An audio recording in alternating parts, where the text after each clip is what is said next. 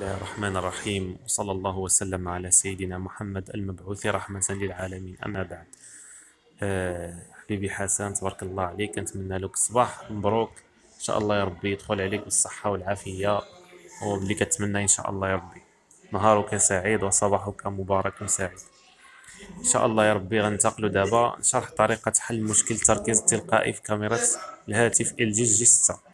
يعني بعد ما حكيتي لي المشكل انا عرفت بان دابا عندك واحد المشكل في تركيز الكاميرا، يعني هو التركيز التلقائي.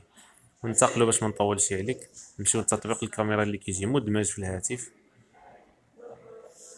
غنلقاو بان عندنا الوضع التلقائي هو الوضع الافتراضي، وان التركيز التلقائي هو الافتراضي في الهاتف.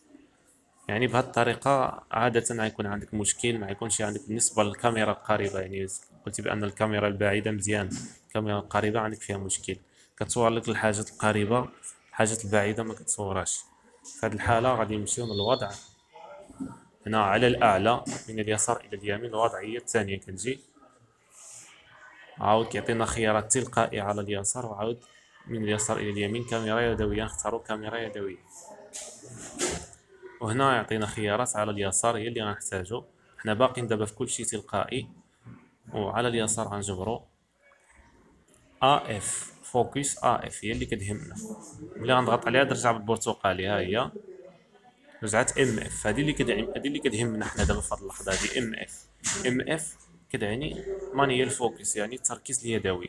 وهنا كيتزادنا واحد الخيار هنا فوق الدائره اللي كنلتقطوا بها الصوره، كيزادنا خيار ديال التحكم في التركيز. بحال دابا غتلقى انا عندي في هذا المستوى، حيت انا الهاتف عندي يعني في هذا المستوى.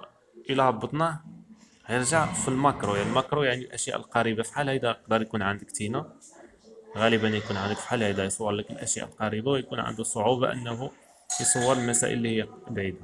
غادي نتحكموا في هذا التركيز يدويا من خلال سحب هذا المؤشر هذا. كما كتشوف هيدا حنا سحبناه، التركيز كيتاثر، ها هو كما تشاهد. حنا كنسحبوه والتركيز كيتاثر. غادي تعملو في اقصى ما كاين، يعني في ابعد نقطه، حيت السينا عندك مشكل في البعد.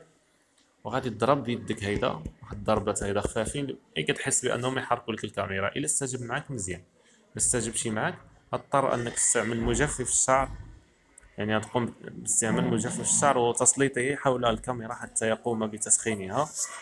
وبديك الحراره ان شاء الله نتمنى بان يكونوا في وسط الكاميرا شي شحومه ولا شي زيوت اللي هي مثلا تاثرت بالعوامل الجويه مثل البروده او الرطوبه، او مثلا بفعل اهتزازات اثناء حمله على الدراجه، وهذا يقدر يكون تعرض لبعض الاهتزازات اللي اثرت له على الكاميرا. ما علينا، طيب والله التسخين يقدر يساعد في هذه المساله. وبعد التسخين غنقوموا بنفس العمليه اللي عملنا دابا، عاد نحركوا هذا المؤشر ديال الفوكس التركيز، غنعطيو بعض الضربات خفيفه هيدايا حتى نشوفوا بان الكاميرا استجبت معنا.